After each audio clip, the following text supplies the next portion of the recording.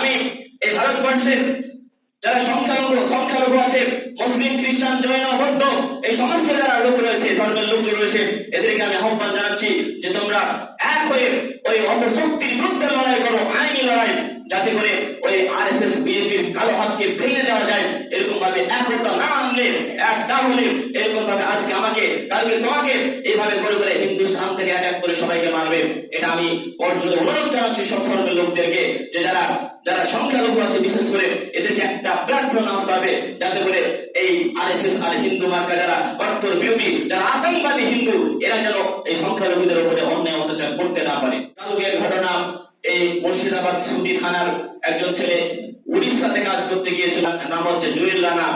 এই ছেলে সহ আরো দুইজন ছেলেকে পিটিএস এমন ভাবে উড়িষ্যাতে, যে জুয়েল রানা এই ছেলেটা মৃত্যুবরণ করেছে, আরো দুইজন একেবারে আহত হয়ে হাসপাতালে ভর্তি আছে। কেন? এদের অপরাধ কি? এরা মুসলিম, তার জন্য এদেরকে জয় শ্রীরাম বলতে বলেছে, এরা জয় শ্রীরাম বলেনি, তার জন্য এদেরকে পিটিয়ে হত্যা করেছে। এইগুলো কেমন কি চলছে এগুলো বলেন তো? আমাদের উপরে এত নির্যাতন চলছে, কেন চলছে? আমরা সচেতন হই না কেন? আমরা দেখেছি যে হিন্দু মুসলিম এই ধর্ম নিয়ে রাজনীতি করতে গিয়ে কত সাধারণ মুসলিমের প্রাণ যাচ্ছে, যেটা আমরা বুঝতে পারছি হারে হারে। যে কদিন আগে বাংলাদেশে একজন হিন্দুকে, নবী সাল্লাল্লাহু আলাইহি সাল্লামকে কটূক্তি করার অপরাধে তাকে নাকি হত্যা করে পুড়িয়ে মেরে ফেলেছে একটা দীপু চন্দ্র দাস বলে একটা হিন্দু ছেলেকে। তো ওই ছেলেটাকে ওভাবে পুড়িয়ে মেরেছে। এতে আমরা ধিক্কার জানাই, এটা করা ঠিক হয়নি। ও করেছিল, প্রশাসন দেখতো, আইন দেখতো, কিন্তু এখানেও রাজনীতি। আমাদের ভারতবর্ষ, পাকিস্তান, বাংলাদেশ, এই তিনটা কান্ট্রি এমন জঘন্য কান্ট্রি যে এইগুলো কান্ট্রির মতো রাজনীতি খেলা কোনো জায়গায় হয় না। সব জায়গায় ধর্ম নিয়ে রাজনীতি। ওই দীপু চন্দ্র দাসকে ওভাবে মেরে পুড়িয়েছে, এতে আমরা ধিক্কার জানাই। এটা কাজ সঠিক হয়নি। ওর বদলা দেওয়ার জন্য উড়িষ্যাতে এগুলো ঘটনা ঘটাচ্ছে, যেখানে সেখানে মারছে। ওই বাংলাদেশে ওটা তো একটা আমাদের কান্ট্রির বাইরে, ওটা একটা আলাদা কান্ট্রি। ওই ইস্যু নিয়ে অনেক মানুষ আমাদের ভারতবর্ষে আন্দোলনে নামছে যে হিন্দুদের উপরে অন্যায় অত্যাচার হচ্ছে, আমাদের ভারতে আন্দোলন করছে। কিন্তু আমাদের ভারতের মধ্যে যত মুসলিমকে গণহত্যা করছে, কোনো মানুষ কথা বলে না কেন? কোনো মানুষ আন্দোলন করে না কেন? ওই সমস্ত লোক বাইরের ইস্যু নিয়ে নিজের দেশে অশান্তি সরানোর চেষ্টা করছে। আজকে ভারতবর্ষে এভাবে মানুষকে পিটিয়ে মারছে, শুধু মুসলিম নয়, অন্যান্য ধর্মাবলম্বীদের। যেরকম কদিন আগে একটা কেরালাতে একটা লোককে, রামনারায়ণ দাস নাম বলে একটা লোক, ওকে কি করেছে কেরালাতে দলিত লোকটি, ওই লোকটাকে বিজেপি আরএসএস এর লোকই পিটিয়ে মেরেছে। ওটা নিয়ে আন্দোলন হয় না কেন? যেখানে সেখানে মুসলমানদের, যেখানে যারা ভারতবর্ষে যারা সংখ্যালঘু রয়েছে, এদের উপরে অন্যায় অত্যাচার চালাচ্ছে ওই সমস্ত লোক যারা ধর্মের বাণী শোনায়, যারা মানবিকতা দেখায় যে আমরা মানবিক, এই লোকগুলো কথা বলে না কেন? এই লোকগুলো শুধু রাজনীতির ভয়টা উঠাতে চাচ্ছে, তাছাড়া কিছুই নয়। আজকে আমাদের এই বিশেষ করে পশ্চিমবঙ্গের অনেক মানুষকে পিটিয়ে হত্যা করছে ভিন্ন রাজ্যে, সেইগুলোর ব্যাপারে আমাদের সরকার কঠোর হয় না কেন? আমাদের সরকার কঠোর হয় না কেন? এর ব্যাপারে ব্যবস্থা নেই না কেন?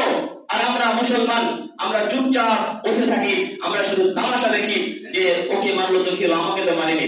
আরে ভাই, আজকে মেরেছে ওকে, কালকে তোমার পালা আসবে, তোমাকে মারবে, তখন কেউ আওয়াজ তুলবে না।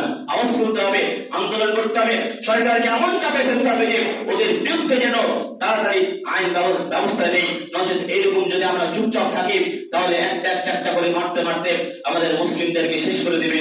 এটা ওদের পরিকল্পনা একটা। শুধু মুসলিমদের শুধু অন্যায় অত্যাচার করছে এটাই নাই, এই যে এতদিন মুসলিমদেরকে যে মারছে, মুসলমানদের কাটছে, অন্য ধর্মের লোকেরা, হিন্দু বাদ দিয়ে খ্রিস্টান যারা রয়েছে, জৈন রয়েছে, আরো অন্য ধর্মের লোকেরা রয়েছে, এরা শুধু ভালো করে চেয়ে যে দেখছিল যে ওদের মারছে, আমাদের তো কিছু বলে না। কিন্তু এই যে কালকে 25 তারিখ ছিল ক্রিসমাস ডে, এটা যারা খ্রিস্টান যারা এটা পালন করে, ওদের কালকে পালন করতে দেয়নি। ওদের যারা সাজিয়েছিল ক্রিসমাস পালন করার জন্য, ওদেরকে ভেঙে গুড়িয়ে দিয়ে হিন্দুরা সেখানে হনুমান চালিসা পড়েছে, সেখানে খ্রিস্টানদের মেরেছে। তারা এতদিন চুপচাপ ছিল যে আমাদের কিছু বলে না, মুসলমানদের মারছে মারুক। কিন্তু এখন যে তোমাদের পালা এসেছে, ভাই তোমরা এখন কি করবা? তো এই জন্য আমি এই ভারতবর্ষের যারা সংখ্যালঘু আছে, মুসলিম, খ্রিস্টান, জৈন, বৌদ্ধ, এই সমস্ত যারা লোক রয়েছে, ধর্মের লোক রয়েছে, এদেরকে আমি আহ্বান জানাচ্ছি যে তোমরা এক হয়ে ওই অপশক্তির বিরুদ্ধে লড়াই করো, আইনি লড়াই, যাতে করে ওই আরএসএস বিজেপির কালো হাতকে ভেঙে দেওয়া যায়। এরকম ভাবে একতা না আনলে, এক না হলে, এরকম ভাবে আজকে আমাকে, কালকে তোমাকে এইভাবে করে করে হিন্দুস্তান থেকে এক করে সবাইকে মারবে। এটা আমি পর্যন্ত অনুরোধ জানাচ্ছি সব ধর্মের লোকদেরকে যে যারা যারা সংখ্যালঘু আছে বিশেষ করে এদেরকে একটা প্ল্যাটফর্ম আসতে হবে, যাতে করে এই আরএসএস আর হিন্দু মার্কা যারা কট্টর বিরোধী, যারা আতঙ্কবাদী হিন্দু, এরা যেন এই সংখ্যালঘুদের উপরে অন্যায় অত্যাচার করতে না পারে। তো বলছিলাম যে আজকে আমাদের বিশেষ করে আমাদের পশ্চিমবঙ্গের মুসলিম যুবকরা যে পরিযায়ী শ্রমিক হিসাবে বাইরে খাটতে যায়, সেখানে ওখানে এদের উপরে বেশি অত্যাচার হচ্ছে। কারণ আমাদের পশ্চিমবাংলার পাশে বাংলাদেশের সঙ্গে মুসলিমদেরকে পিটিয়ে মারছে, মব লিঞ্চিং যেখানে সেখানে হচ্ছে। এগুলোর ব্যাপারে কড়া একটা ব্যবস্থা নিতে হবে আমাদের সরকারকে। এরকম ব্যবস্থা না নিলে, এরকম ভাবে একটা একটা করে চলতে থাকলে আমাদের মানে এমন অবস্থা করে ছাড়বে যে মুসলিম শূন্য করে দেবে, এরকম ওদের পরিকল্পনা রয়েছে।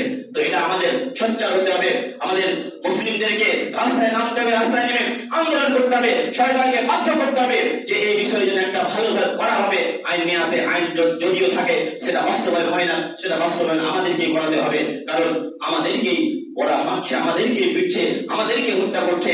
এগুলো আমাদেরকে একটু সচেতন হতে হবে।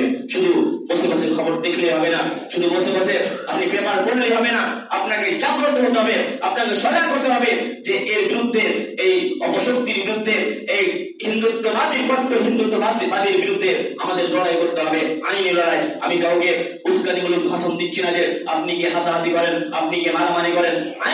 আইনি পদ্ধতিতে আমাদের লড়াই করতে হবে।